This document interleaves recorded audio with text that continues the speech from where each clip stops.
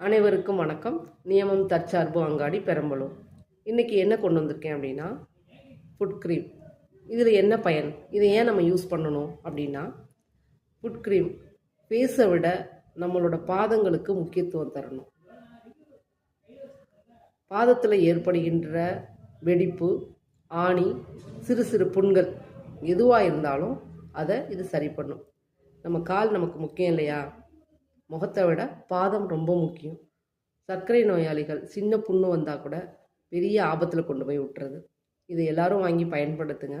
7 நாள் பயன்படுத்துறது மூலமாக உங்கள் கால், பாதம் நல்ல பளபளப்பான தோற்றத்தை பெறும்.